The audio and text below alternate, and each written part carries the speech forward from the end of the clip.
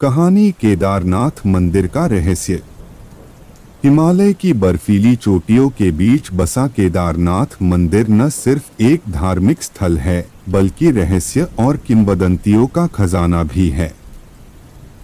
भगवान शिव को समर्पित यह मंदिर सदियों से लाखों श्रद्धालुओं को अपनी ओर खींचता रहा है।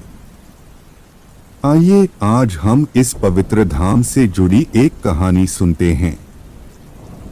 पांडवों का वनवास।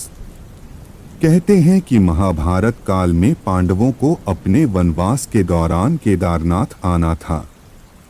एक भयंकर युद्ध के बाद पापों से मुक्ति पाने के लिए उन्होंने भगवान शिव की पूजा करने की इच्छा व्यक्त की, लेकिन शिव उन्हें दर्शन नहीं देना चाहते थे। इसलिए पांडवों ने बर्फ से शिवलिंग बनाकर उनकी पूजा शुरू कर दी। उनकी सच्ची भक्ति से प्रसन्न होकर अंततः भगवान शिव बैल का रूप धारकर प्रकट हुए। पांडवों को आशीर्वाद देने के बाद वह धरती में समा गए, जिस स्थान पर आज केदारनाथ मंदिर स्थित है। मंदिर का निर्माण। मान्यता है कि महाभारत काल के बाद आदि शंकराचार्य ने 8वीं शताब्दी में केदारनाथ मंदिर का जीर्णोद्धार किया। उन्होंने ही मंदिर के चारों ओर गुप्तकाशी, तुंगनाथ, मंदाकिनी और रुद्रप्रयाग सहित 4 धामों की स्थापना की। तब से केदारनाथ मंदिर हिमालय क्षेत्र में सबसे महत्वपूर्ण तीर्थस्थलों में से एक बन गया है। रहस्यमयी गुफाएं। केदारनाथ मंदिर के आसपास कई गुफाएं हैं, जिनमें से कुछ का रहस्य आज भी बना हुआ है। इन गुफाओं में से एक है गुफा ब्रह्मनाल, जिसके बारे में माना जाता है कि यह स्वर्ग का द्वार है। कहा जाता है कि इस गुफा में प्रवेश करने वाला व्यक्ति फिर कभी नहीं लौटता। कुछ अन्य गुफाओं में ध्यान और तपस्या करने वाले साधुओं के रहने के भी प्रमाण मिले हैं।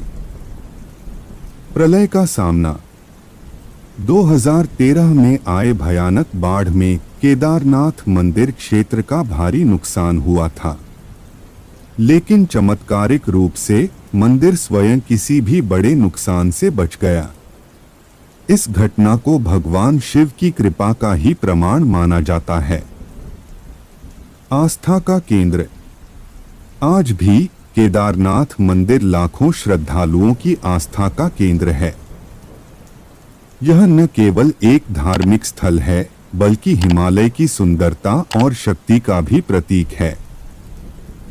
केदारनाथ की यात्रा करना हर किसी के लिए एक अविस्मरणीय अनुभव होता है। बेशक, कहानी को आगे बढ़ाते हैं।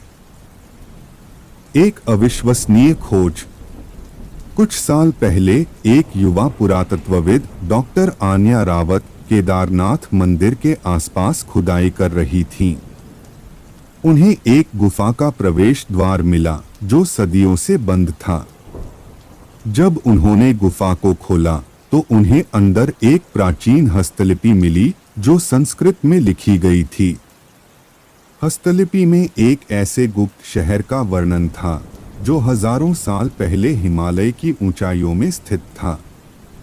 शहर को महाशिवपुरी कहा जाता था और यह माना जाता था कि यह भगवान शिव और उनके अनुयायियों का निवास स्थान था। हस्तलिपि के अनुसार महाशिवपुरी अत्याधुनिक तकनीक से लैस था, जिसमें ऐसी विमान जैसी उड़ने वाली मशीनें शामिल थीं, जिनका वर्णन प्राचीन भारतीय ग्रंथों में भी मिलता है। हस्तलिपि में यह भी बताया गया था कि शहर एक भयानक प्राकृतिक आपदा में नष्ट हो गया था और इसके रहस्य सदियों से गुफा में दफन हैं।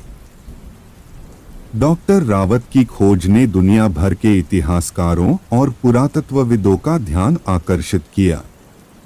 कुछ का मानना था कि हस्तलिपि एक मिथक है, जबकि अन्य ने खुदाई शुरू करने का आह्वान किया। भारतीय सरकार ने अंततः इस क्षेत्र की खुदाई को मंजूरी दे दी और एक अंतर्राष्ट्रीय टीम का गठन किया गया। खुदाई के रहस्योद्घाटन। खुदाई शुरू होते ही कई आश्चर्यजनक खोजें हुईं। टीन को प्राचीन शहर के अवशेष मिले, जिनमें मंदिर, घर और यहाँ तक कि एक उन्नत जल निकासी प्रणाली के सबूत भी शामिल थे। उन्होंने अजीब धातुओं से बनी कलाकृतियां और ऐसे उपकरण भी खोजे जिन्हें आज के वैज्ञानिक समझ नहीं पाए। हालांकि सबसे चौंकाने वाली खोज एक विशाल क्रिस्टल था जो शहर के केंद्र में स्थित था। क्रिस्टल अविश्वसनीय ऊर्जा का उत्सर्जन कर रहा था और ऐसा माना जाता था कि यह शहर को शक्ति प्रदान करता था। टीन का मानना था कि यही वह वस्तु है जिसने शहर को इतना उन्नत बना दिया था। खतरनाक साजिश। हालांकि खुदाई जल्द ही विवादों में घिर गई। एक अज्ञात संगठन ने क्रिस्टल को चुराने की कोशिश की, यह मानते हुए कि इसकी शक्ति का इस्तेमाल दुनिया पर राज करने के लिए किया जा सकता है। टीन को क्रिस्टल की रक्षा करनी थी और साथ ही यह भी पता लगाना था कि इस संगठन का नेतृत्व कौन कर रहा है और उनके असली इरादे क्या हैं।